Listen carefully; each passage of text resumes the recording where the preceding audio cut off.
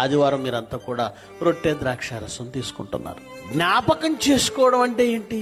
యేసుక్రీస్తు కూడా రొట్టెను ద్రాక్షారసాన్ని మనకిస్తూ నన్ను జ్ఞాపకం చేసుకొనుటకై దీనిని చెయ్యండి అన్నాడు. రొట్టె పట్టుకొని ప్రార్థిస్తూ యేసుక్రీస్తును స్మరించుకొని రొట్టెని తినేస్తున్నాం. ఆ గ్లాసులో ఉన్న ద్రాక్షారసాన్ని పట్టుకొని ప్రార్థిస్తూ యేసుక్రీస్తు నామాన్ని స్మరించుకొని గుర్తు చేసుకొని తీసుకుంటున్నాం.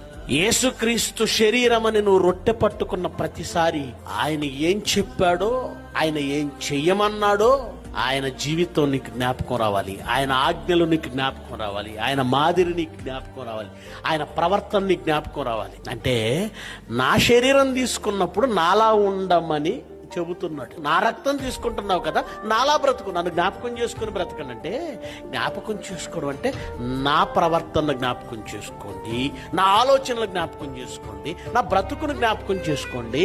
ఈ రొట్టె రూపంలో శరీరాన్ని, ఈ ద్రాక్షారసం రూపంలో రక్తాన్ని తీసుకుంటున్నారే, మీరు నాలా మారాలి, నన్ను జ్ఞాపకం చేసుకోండి అంటే పేరు తలంచుకోవడం కాదు, ఆయనలా బ్రతకమని.